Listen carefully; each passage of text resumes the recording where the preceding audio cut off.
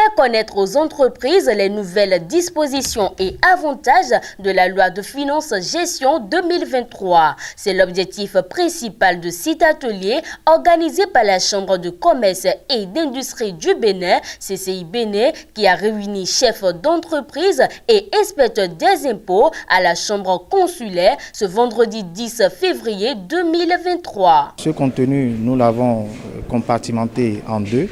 Le premier, c'est des mesures qui n'ont pas impacté le Code général des impôts. Et le deuxième volet, c'est des mesures qui ont modifié notre breviaire fiscal, qui est le Code général des impôts. En matière de mesures nouvelles, nous avons parlé des remises de pénalités et d'amendes pour les propriétaires de maisons qui décident de s'acquitter de leurs dettes en entièreté tout au long de l'année 2023.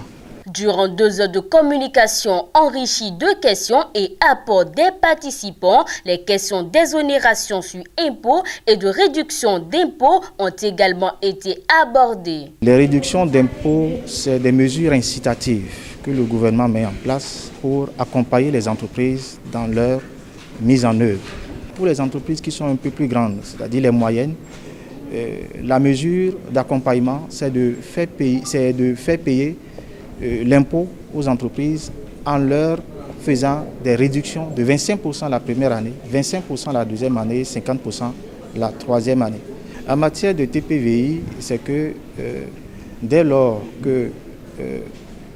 qu'un parent décède, l'héritier doit automatiquement faire face à des impôts. Il doit payer ce qu'on appelle la TPVI, la taxe sur la plus-value immobilière. Alors cette façon de liquider l'impôt pendant que ou à l'occasion du décès du parent est une mesure qui n'est pas vraiment sociale. Alors le législateur a voulu ramener le paiement de cette TPVI à l'occasion de la cession du bien pris en héritage. Ces fructueux échanges ont permis aux participants de sortir satisfaits de cette séance. Nous repartons vraiment très satisfaits par rapport à cette rencontre.